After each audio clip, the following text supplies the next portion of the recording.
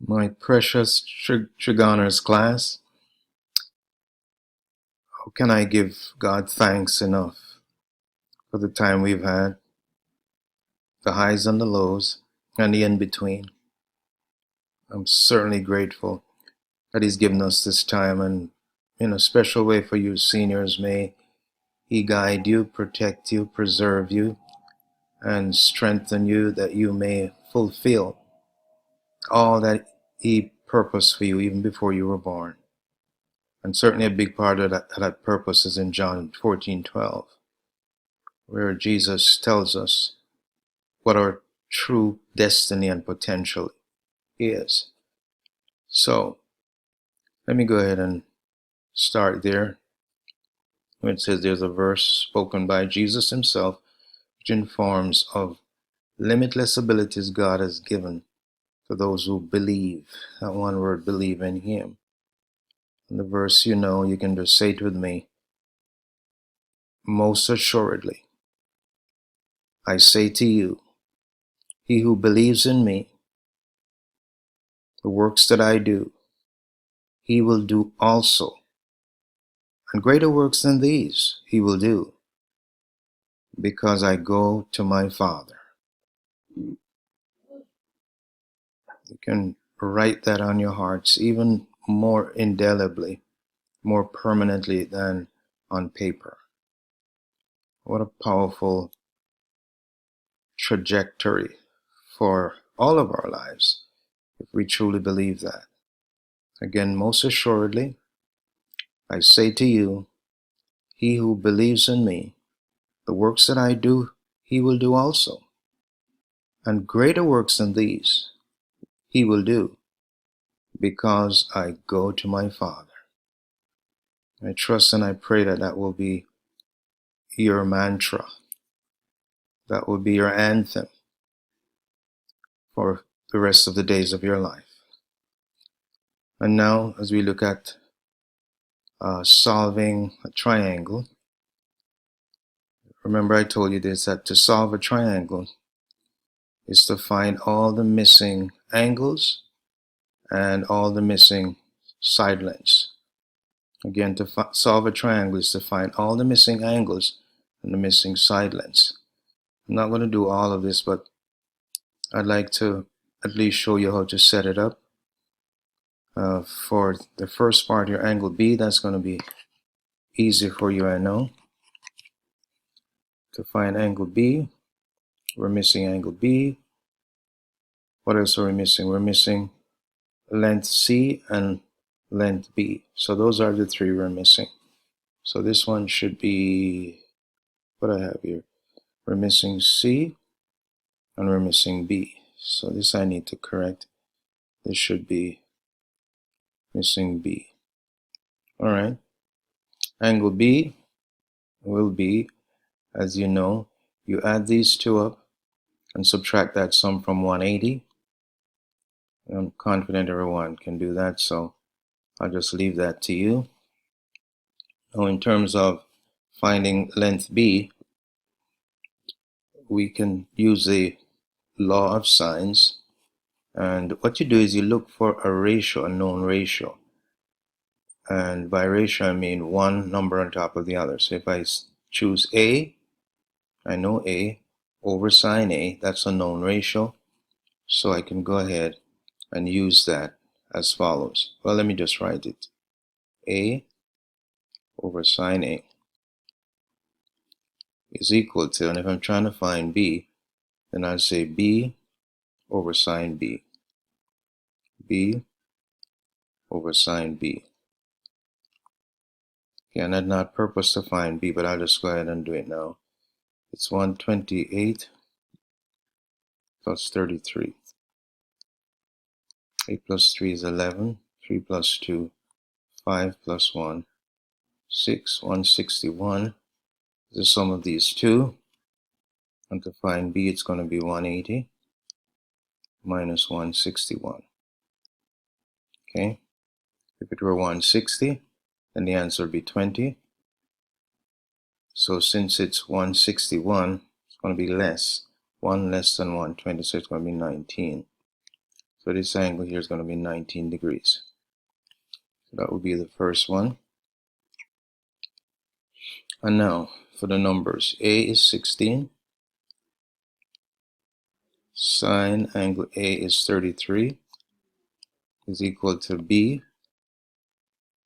which is what we seek, over sine B. This is now sine of 19. In order to find B, all we need to do is multiply both sides by the sine of 19. So if I multiply this by the sine of 19,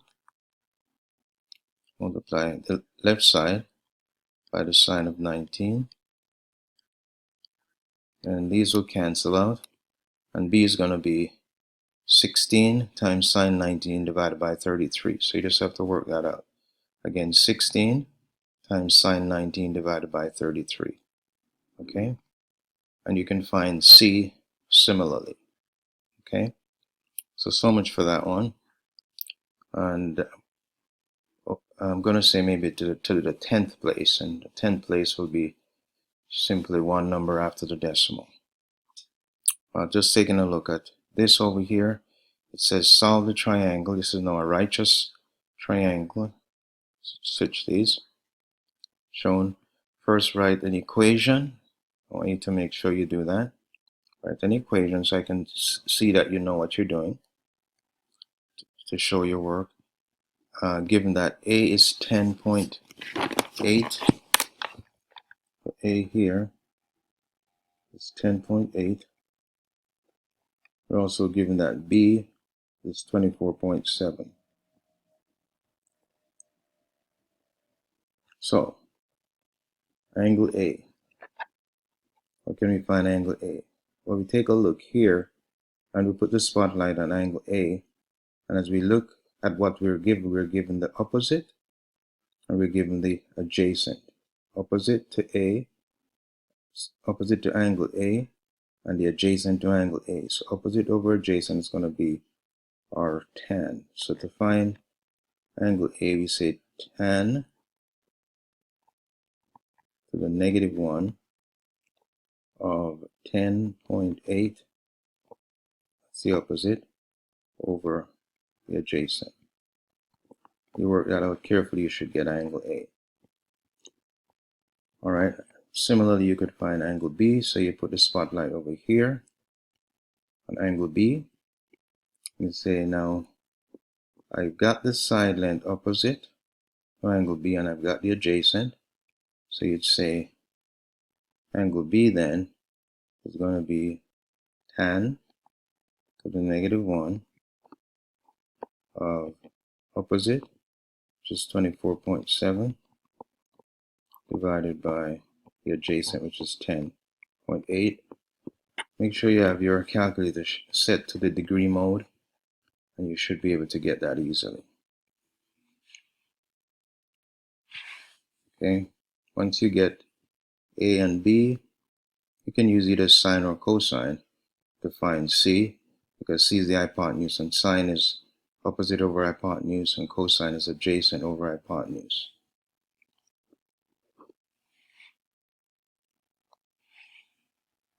Finally, in the back, I just want to spend maybe the rest of the time back here. It says verify each identity. Clearly show every step of your work.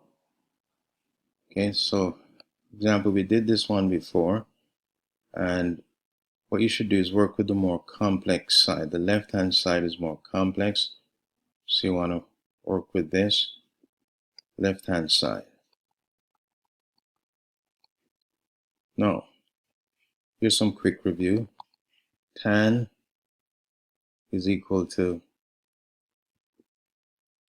tan of any angle is equal to the sine over the cosine of the angle. The cotangent is the inverse of tan, so it's 1 over tan. Therefore, the cotangent in terms of sine and cosine will be cosine over sine. Here's some other review. These are called the quotient identities. Here's are some reciprocal identities. Secant is equal to what? 1 over cosine.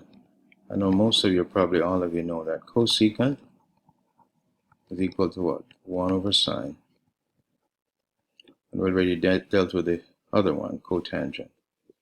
Okay, here's another one which might be coming up. Cosine squared plus sine squared of any angle is equal to 1.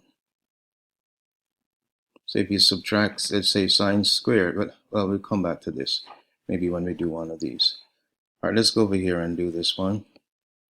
Tan, we can leave tan as is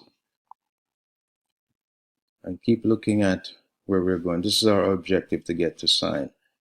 Since cotangent is 1 over tangent, I'm going to write cotangent like that. So this is cotangent, which is 1 over tangent, and downstairs we have cosecant. I'll just leave it as is for now. Okay, the tan will cancel, and we're going to be left with 1 over cosecant. But cosecant in terms of sine is cosecant itself is 1 over sine of theta. So now we have 1 times, and this being a fraction, we're going to flip it and multiply. So this becomes sine theta. And at this point you say, oh yes, that's what the right hand side is. You can check because you've verified that this is the same as this. And finally, for this one, cosecant x minus, should be an x here, cosecant x cosine squared x equals sine x.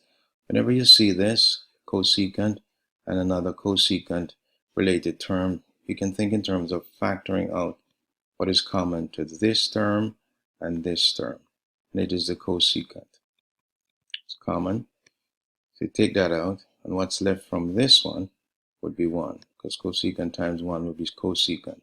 And now minus cosecant times what will give me this?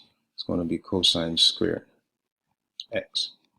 I'm working exclusively with the left hand side. I'm not touching the right hand side.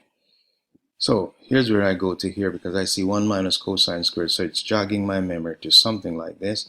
And if I subtract cosine squared from the right, of course I've got to do it from the left as well. Cosine squared. Let's just use theta here. So what will I get? This is gone. So it's going to be sine squared theta equals 1 minus cosine squared. So 1 minus cosine squared, wherever I see it, I can put sine squared. So here I go, cosecant x times, instead of 1 minus cosine squared, I'm going to put sine squared x. I'm almost there because I see sine here, I see sine here, and I say, oh, cosecant is 1 over sine, so here I go, 1 over sine for cosecant times sine squared, and sine here would cancel out one of these because sine squared is just sine x times sine x. So that leaves me sine x, and that's checked. All right. So look forward to seeing you soon. Have a blessed night or day whenever you see this.